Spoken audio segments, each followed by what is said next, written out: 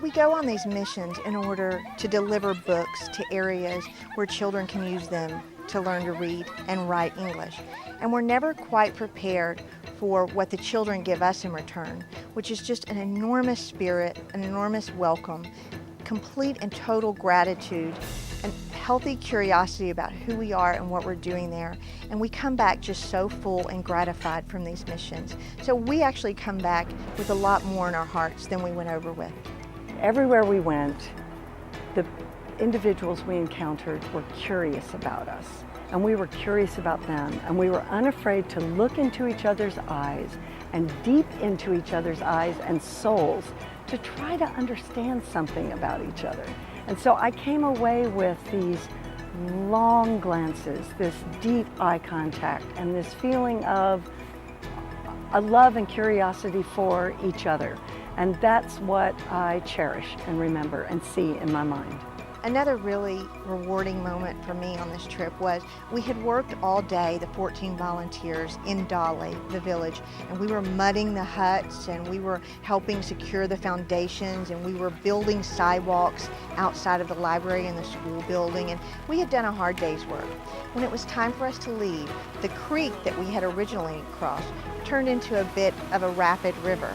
So the Ethiopian men jumped in barefoot and helped pass each one of the volunteers from person to person so we could safely cross the river.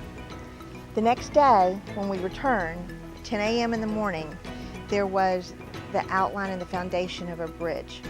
And this was so affecting to me because they had obviously worked on it during the night to help us get back over this very large creek in order to complete our work over there. It was just so meaningful and so representative of the generous spirit of Ethiopians and how giving they are and how happy they are that we're there to help them.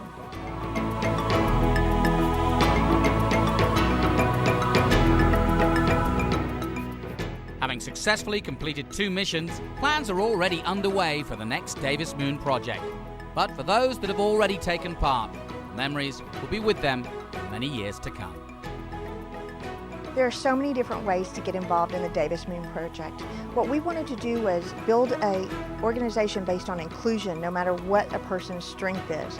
We have a ton of resources online, so visiting our website will literally walk you step by step through holding a fundraiser, holding a book drive, holding a school supply drive. We give you all the materials that you'll need. You can also contact me. We can talk a little bit about your lifestyle, the groups that you have access to, what your interests are, and we can develop a plan together. If it wasn't for the Davis Moon Project and for Sonia's work, I might never have been able to receive the benefit of having been involved in something like this. It's not about us doing for them. It's about getting there and having this experience that you would otherwise never have and gaining a full appreciation for how much we have here at home. I just would not be able to do that without the Davis Moon Project, and I'm so thankful that I was selected to go.